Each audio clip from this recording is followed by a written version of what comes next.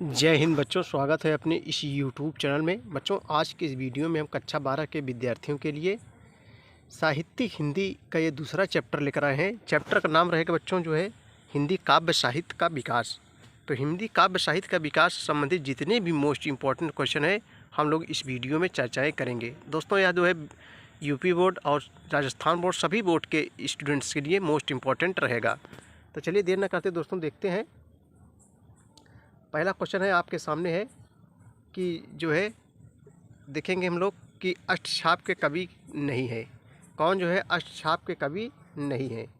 नंददास, सूरदास, छीत स्वामी, भिखारी दास। सही जवाब जो है घ हो जाएगा, यानी भिखारी दास जो है अष्टछाप के कवि नहीं है। नंददास भी हैं, ये भी हैं, सूरदास भी हैं, लेकिन जो है भिखारी दास नहीं है।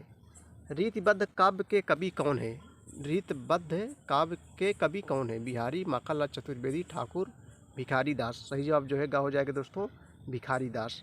तो चलिए बच्चों अगला क्वेश्चन हम देखते हैं। अखरावट के रचनाकार दोस्तों कौन है?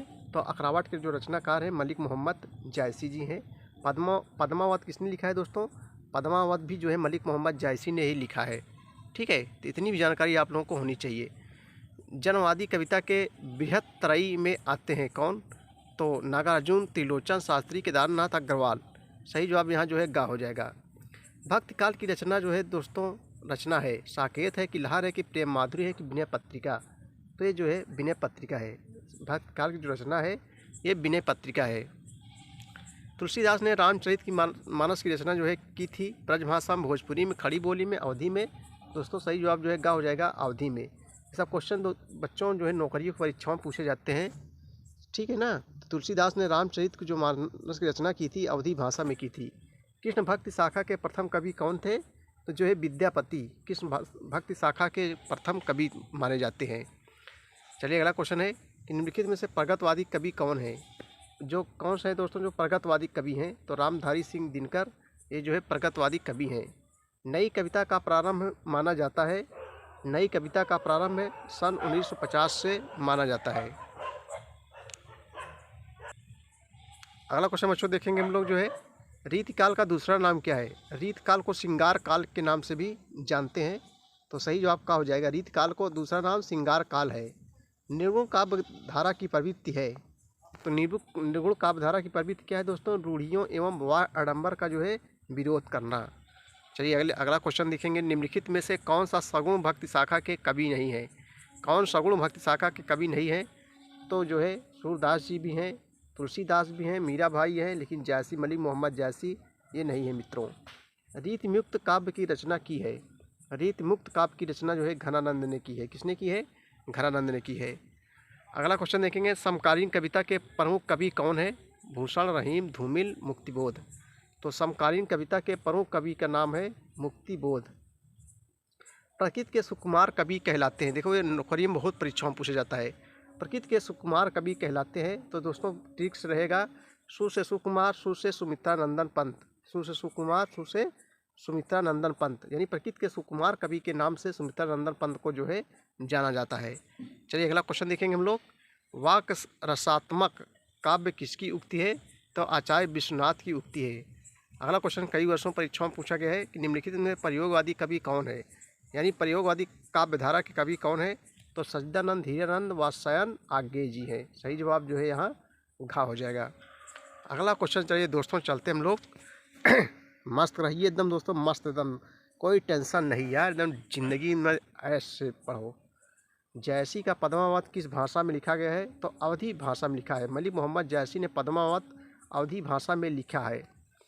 चलिए दोस्तों क्वेश्चन की ओर चलेंगे। अगला क्वेश्चन देखो सब परीक्षाओं में पूछे गए हैं, हर वर्ष पूछे जाते हैं परीक्षाओं में। कौन से ऐसे कवि हैं जो अष्टछाप के नहीं हैं? कौन से ऐसे कवि हैं जो अष्टछाप के नहीं हैं? तो परमानंद, नाभादास, दोनों हो जाएगा। निम्नलिखित में से भक्तिकाल का महाकाव्य कौन है? भक्तिकाल का सबसे बड़ा महाकाव्य जिसका नाम है रामचरित मानस। किसने लिखा है दोस्तों? तुलसीदास ने जो है लिखा है। किस कवि को राष्ट्र कवि का सम्मान प्राप्त हुआ है? तो मैथिलीकरण स्नानगुप्त को। वीर गाथा काल के कवि कौन है? तो चंद्र बरदाई। वीर गाथा काल के जो कवि हैं वो चंद्र बरदाई है। अगला क्वेश्चन है कि निम्नलिखित में से कौन ज्ञानाश्रयी शाखा के कवि नहीं है? नहीं है पूछ रहा है यहाँ, तो गोस्वामी तुलसीदास हो जाएगा। कौन 11 सरई शाखा के कवि नहीं है? तुलसीदास नहीं हैं, और नानक जी भी हैं, कबीर जी भी हैं, दादू भी हैं। अगला क्वेश्चन आपके सामने है, चिदम्बरा पर ज्ञानपीठ पुरस्कार प्राप्त हुआ है किसको दोस्तों? सुमित्रा नंदन पंत को। साकेत कृत के रचनाकार कौन है? तो मैथिली शरण गुप्त। साकेत कृत के जो रचनाकार हैं वो जो है मैथिली शरण गुप्त जी हैं। छायावादी काव्य की जो है बृहत्तरई में है, तो सूर्यकांत त्रिपाठी निराला।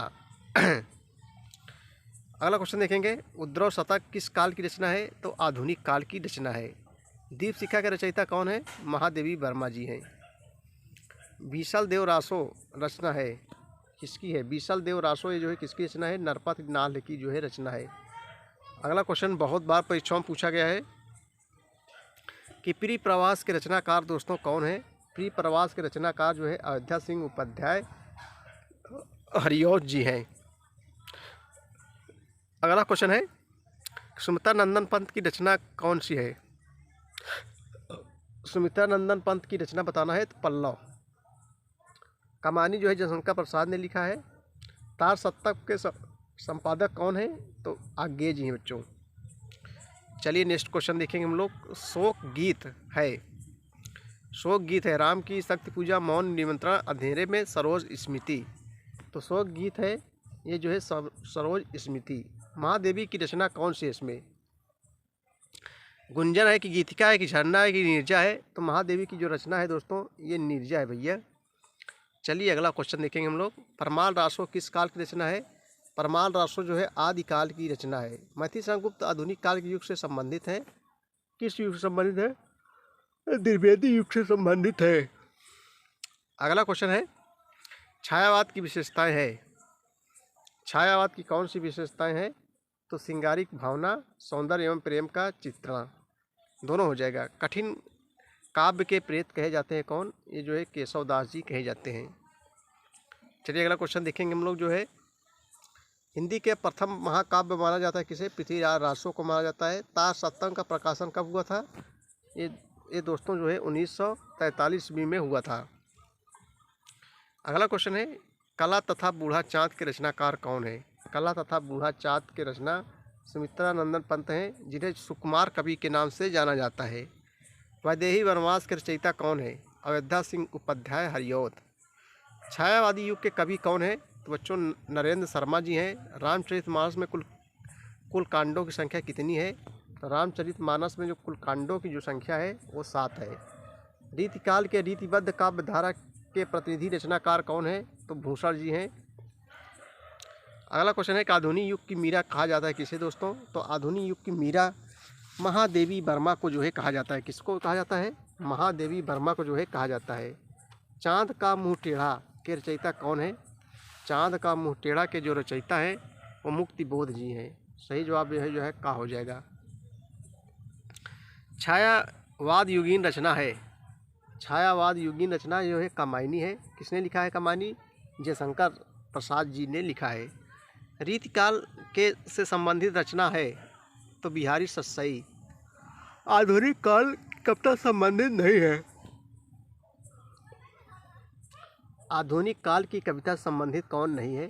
तो यहाँ जो है मार्क्सवादी भावों का प्रचुरता ये नहीं है। अगला क्वेश्चन देखेंगे हम लोग। पत्र पत्रिकाओं का सबसे अधिक संपादन कार्य दोस्तों हुआ था। पत्र पत्रिकाओं का जो है सबसे अधिक संपादन जो है छायावादी युग में हुआ था। अमीर खुसरो काव्य कवि हैं, ये जो है आदिकाल के। आ से अमीर, आ से आदिकाल, तो अमीर खुसरो जो है आदिकाल के कवि हैं। अगला क्वेश्चन है, सूफी काव्य धारा के कवि कौन है? तुलसी, नानक, रैदास, जैसी। तो सूफी काव्य धारा के जो कवि हैं दोस्तों ये जो है मलिक मोहम्मद जैसी जी हैं। प्रगतवादी रचनाकार कौन है? तो शिवमंगल सिंह सुमन। प्रगतिशील लेखक संघ की स्थापना हुई थी। प्रगतिशील लेखक संघ की स्थापना जो है सन 1936 ईस्वी में हुई थी। हिंदी के प्रथम कवि सरहपा कवि हैं, तो जो है सिद्ध संप्रदाय के।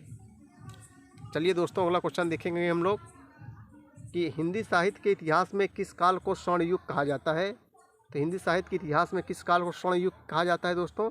तो भक्ति काल को जो है स्वर्ण युग के नाम से जाना जाता है। अयोध्या सिंह उपाध्याय हरिऔध की रचना है तो इसमें जो सही जवाब हो जाएगा ये हो जाएगा रस कलश। द्विवेदी युग का काल अवधि क्या है? तो सन 1900 से 1922 ईस्वी तक। जो द्विवेदी युग का काल है 1900 से 1922 ईस्वी तक है। भारतेंद्र युग का काल है, तो भारतेंद्र युग का काल जो है पुनर्जागरण काल है दोस्तों। सही जवाब खा हो जाएगा।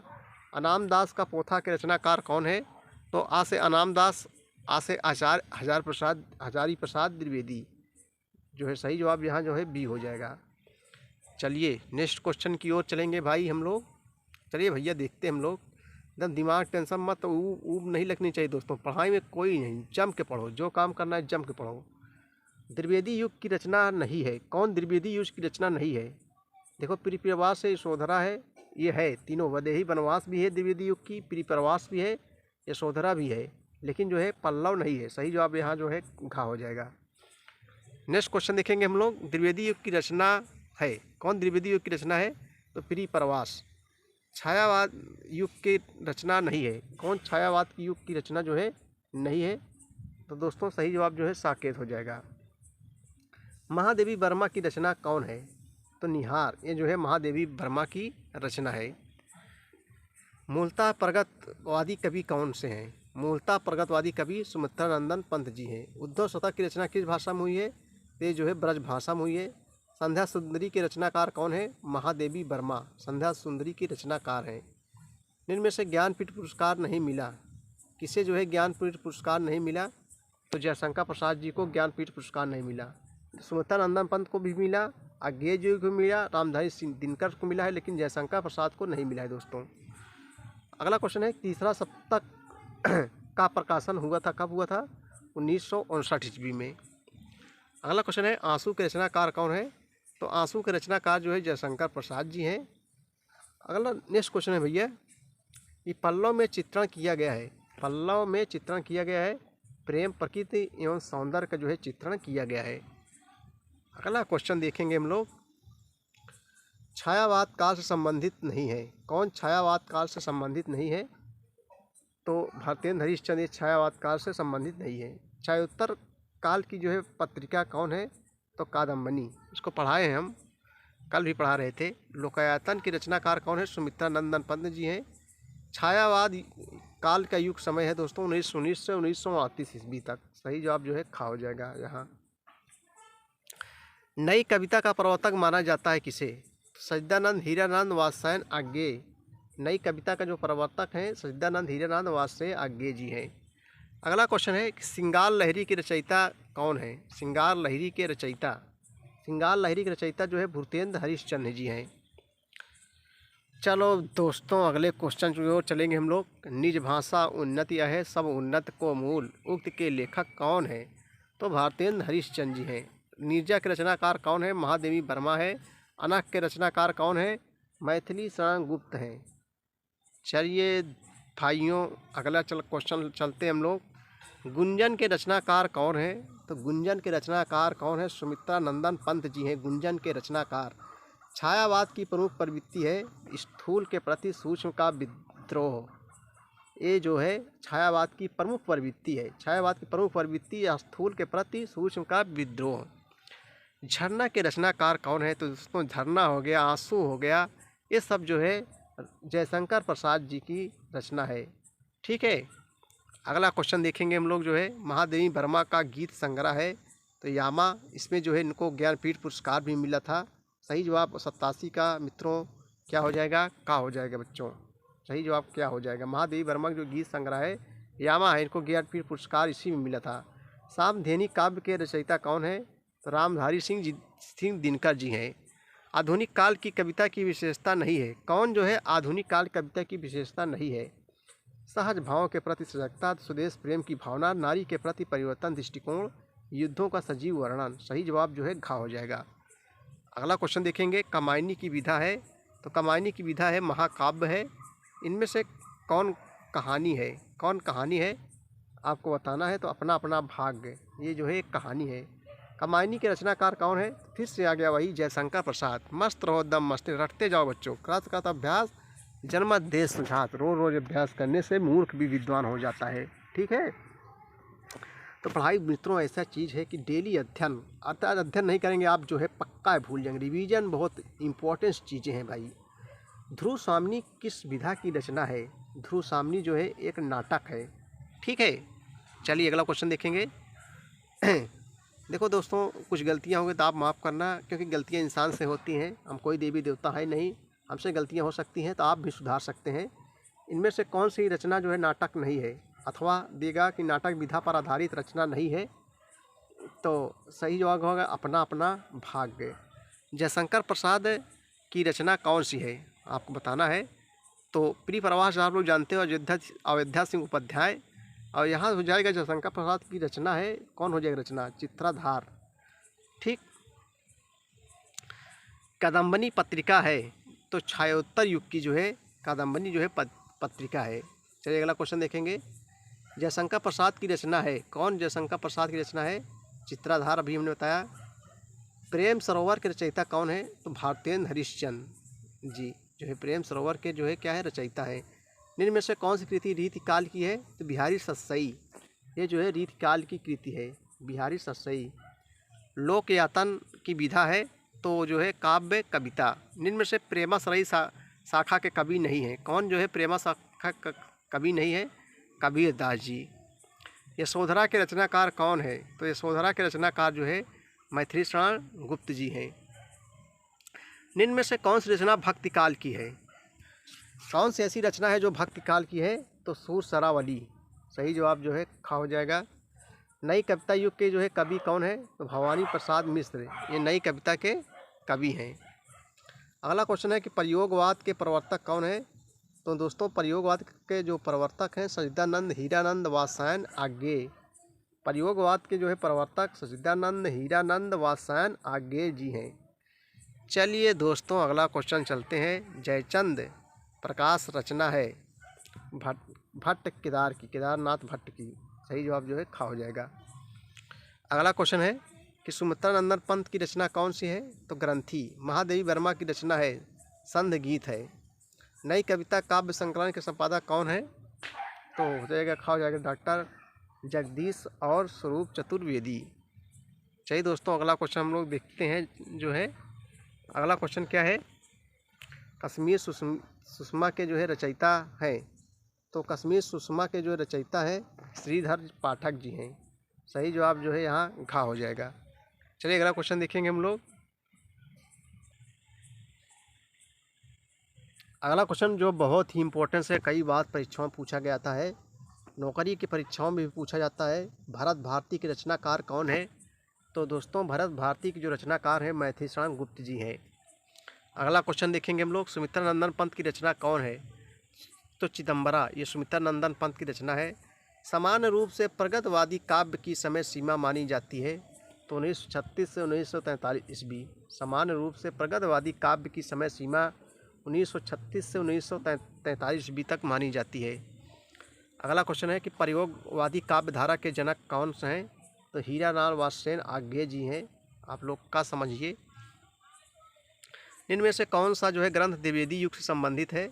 तो साकेत, ये जो है द्विवेदी युग से संबंधित है। रामधारी सिंह दिनकर को ज्ञानपीठ पुरस्कार किस रचना पर प्राप्त हुआ था? मोस्ट इम्पोर्टेंट क्वेश्चन है, वेरी इंपॉर्टेंट क्वेश्चन, कि रामधारी सिंह दिनकर को ज्ञानपीठ पुरस्कार किस रचना पर जो है प्राप्त हुआ था? तो ये दोस्तों उर्वशी। ठीक है, ज्ञानपीठ पुरस्कार जो होता है साहित्य के क्षेत्र में दिया जाता है दोस्तों। किस क्षेत्र में? साहित्य के क्षेत्र में दिया जाता है। अगला क्वेश्चन है कि रीतिकाल के किस कवि ने वीर रस की रचना की है? तो जो है भूषण ने जो है वीर रस की रचना की है। कबीरवाणी के डिक्टेटर हैं या कथन किसका है दोस्तों? आचार्य हजारी प्रसाद द्विवेदी का कथन है। रीतिबद्ध काव्यधारा के कवि कौन है? तो केशव दास जी हैं, सही जवाब जो है यहाँ का हो जाएगा। अगला क्वेश्चन देखेंगे हम लोग। अतिलघुत्री प्रश्न से है क्वेश्चन, काव्य के कितने भेद होते हैं? काव्य के जो है दो भेद होते हैं, एक श्रव्य काव्य, एक दृश्य काव्य। हिंदी काव्य साहित्य विविध कालों का समय बताइए। आदिकाल जिसको वीरगाथा काल भी कहते हैं, ये जो है सन 993 ईस्वी से सन 1318 ईस्वी तक। पूर्व मध्यकाल जिसको भक्ति काल कहते हैं, सन 1318 से जो है सन जो है 1643 ईस्वी तक मित्रों। समझ रहे हो। तीसरा है बच्चों उत्तर मध्यकाल, जिसको रीतकाल भी कहते हैं, सन 1643 से सन 1843 ईस्वी तक। आधुनिक काल, जिसको गद्य काल भी कहते हैं, सन 1843 ईस्वी से अब तक। अगला क्वेश्चन है कि आदिकाल की दो प्रमुख प्रवृत्तियाँ विशेषताओं का उल्लेख कीजिए, अथवा वीरगाथाकालीन काव्य की दो प्रमुख विशेषताएं बताइए। तो आदि वीरगाथाकालीन काव्य की दो प्रमुख विशेषताएं निम्नलिखित है। नंबर 1, आदिकाल के साहित्य में युद्धों का जो है सुंदर और सजीव वर्णन हुआ है। नंबर 2, सामूहिक राष्ट्रीयता का जो है अभाव रहा है। अगला क्वेश्चन है कि आदिकाल के सिद्ध साहित्य और जैन साहित्य के एक एक प्रमुख कवियों के नाम लिखिए। तो आदिकाल के सिद्ध साहित्य के प्रमुख कवियों में सरहपा, सबरपा, लुइपा, डुम्बिपा, कंडपा, कुकुरपा आदि के नाम प्रमुख हैं। जैन साहित्य के प्रमुख कवि आचार्य देवसन, मुनि, शलिभद्र सूरि, विजय सेन सूरि, जिनधर्म सूरि आदि। अगला क्वेश्चन देखेंगे कि नाथ साहित्य के प्रणेता कौन है। आदिकाल के नाथ साहित्य के किन्हीं दो कवियों के नाम लिखिए। तो दोस्तों जो है नाथ साहित्य के प्रणेता जो है मत्स्येंद्र नाथ हैं। इस साहित्य के दो प्रमुख है कवियों के नाम गोरखनाथ तथा जलधर हैं। गोरखनाथ के गुरु का क्या नाम था। तो गोरखनाथ के गुरु का नाम जो है मत्स्येंद्र नाथ है, यानी मच्छंदर नाथ था। अगला क्वेश्चन देखेंगे, आदिकाल के किन्हीं दो कवियों एवं उनकी एक एक रचना का नाम लिखिए, या आदिकाल के दो प्रमुख रचनाकारों के नाम लिखिए। तो आदिकाल के दो प्रमुख रचनाकार दोस्तों कवि चंदर बरदाई हैं, पृथ्वीराज रासो लिखे हैं। कवि जगनीक परमाल रासो इसने लिखा है। अगला क्वेश्चन देखेंगे, पृथ्वीराज रासो काव्य की रचना किस काल में हुई, उसके रचयिता कौन है। तो दोस्तों पृथ्वीराज रासो की रचना जो है वीरगाथा काल आदिकाल में हुई, और यह जो है इस काल की प्रमुख रचना है। इसके रचयिता चंदर बरदाई जी हैं। नरपत नाल तथा चंदर बरदाई द्वारा रचित एक एक काव्य कृति का नाम लिखिए। तो नरपत नाल तथा चंदर बरदाई द्वारा रचित काव्य कृतियों के नाम है बीसल देव रासो तथा पृथ्वीराज रासो। वीरगाथा काल की रचनाओं में कौन सी भाषा प्रयुक्त हुई है। रासो ग्रंथों में किन दो भाषाओं का प्रयोग किया गया है। तो वीरगाथा काल यानी आदिकाल की रचनाओं में अथवा रासो ग्रंथ में डिंगल और पिंगल भाषाओं का प्रयोग किया गया है। दोस्तों किसका किसका, डिंगल और पिंगल भाषाओं का जो है प्रयोग किया गया है। अगला क्वेश्चन देखेंगे हम लोग, ज्ञान मार्गी शाखा के दो कवियों के नाम लिखिए। तो कबीर तथा नानक, गुरु नानक, ठीक है। ज्ञान आश्रयी शाखा के प्रमुख कवि जो है कबीर दास जी हैं और गुरु नानक देव जी हैं। मलिक मोहम्मद जायसी की दो प्रमुख काव्य रचनाओं के नाम लिखिए। तो पद्मावत तथा अखरावट। सूफी काव्य धारा की कुछ प्रमुख कृतियों के नाम लिखिए। तो पद्मावत दोस्तों मृगवती, मधुमालती, मंझन, चित्रावली, उस्मान आदि। राम भक्ति शाखा के सबसे प्रमुख कवि का नाम लिखिए तथा उनकी एक रचना का नाम उल्लेख कीजिए। तो तुलसीदास की रचना काल पूर्व मध्यकाल भक्ति काल में पड़ता है। इनकी प्रमुख रचना अवधी भाषा में रचित श्री रामचरितमानस जी हैं। सगुण भक्ति की रामाश्रयी एवं कृष्णाश्रयी शाखा के एक कवि का जो है नाम लिखिए। तो रामाश्रयी शाखा तुलसीदास, रामचरितमानस। कृष्णाश्रयी शाखा के लेखक सूरदास जी हैं, जिसने सूरसागर लिखा है। चलिए दोस्तों अगला क्वेश्चन देखेंगे, राम भक्ति शाखा के तुलसीदास के अतिरिक्त किन्हीं दो प्रमुख कवियों के नाम लिखिए, या राम भक्ति शाखा के प्रमुख कवि का नाम लिखिए। तो गोस्वामी तुलसीदास राम भक्ति शाखा के प्रतिनिधि कवि हैं। इस काव्य धारा के अन्य कवि हैं केशवदास, नाभादास एवं सेनापति। तुलसीदास तथा केशवदास द्वारा विरचित दो प्रसिद्ध काव्य कृतियों के नाम लिखिए, या गोस्वामी तुलसीदास द्वारा रचित ग्रंथों के नाम लिखिए। तो तुलसीदास जी के ग्रंथ हैं श्री रामचरितमानस जो अवधी में है, विनय पत्रिका ब्रजभाषा तथा कवितावली ब्रजभाषा। केशवदास जी के दो ग्रंथ हैं रामचंद्रिका तथा जो है नख शिखा।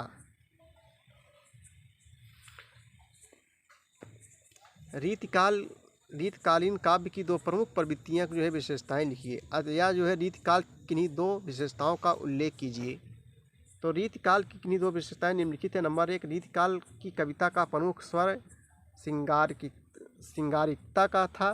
नंबर 2, अलंकारिता रीतकाल काव्य की जो है दूसरी प्रमुख प्रवृत्ति है। अगला क्वेश्चन देखेंगे, हिंदी में रीतिबद्ध और रीतिमुक्त कविता का अंतर स्पष्ट कीजिए।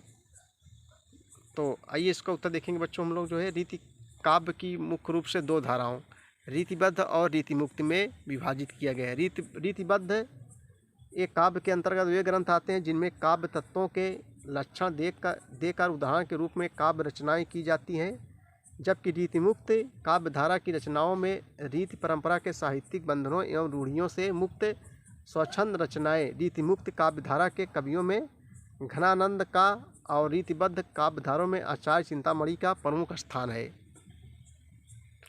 रीतिकाल के किन्हीं दो प्रसिद्ध कवियों के नाम और उनकी एक एक रचना सहित लिखिए। तो रीत का प्रतिनिधि कवि का नाम लिखिए। बिहारी सरसई, केशव दास, कवि प्रिया। रीतिकाल की 5 प्रमुख काव्य कृतियों के नाम लिखिए अथवा रीतिकाल के 2 प्रसिद्ध ग्रंथों के नाम लिखिए। तो दोस्तों रीतिकाल के प्रमुख रचनाओं का नाम लिखिए।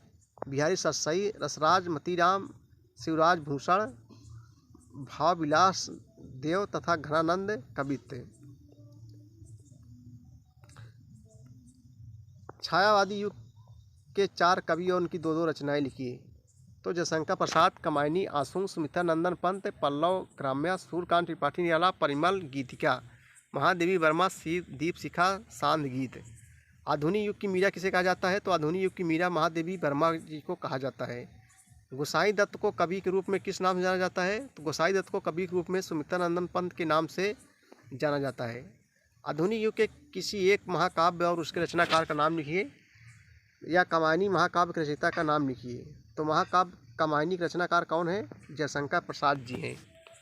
प्रगतिशील लेखक संघ के अधिवेशन की अध्यक्षता मुंशी प्रेमचंद ने कहाँ और कब की थी? यह प्रगतिशील लेखक संघ की स्थापना वर्ष और उसके प्रथम सभापति के नाम बताइए। तो दोस्तों प्रगतिशील संघ की स्थापना सन 1936 ईस्वी में जो है लखनऊ में कांग्रेस अधिवेशन के समय हुई थी।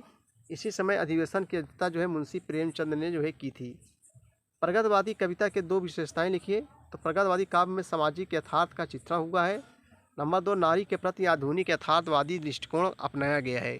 ये जो है प्रगतिवादी कविता के 2 विशेषताएं हैं। प्रगतिवादी काव्य में सामाजिक यथार्थ का चित्रण हुआ है दोस्तों। नंबर 2, नारी के प्रति आधुनिक यथार्थवादी दृष्टिकोण को अपनाया गया है।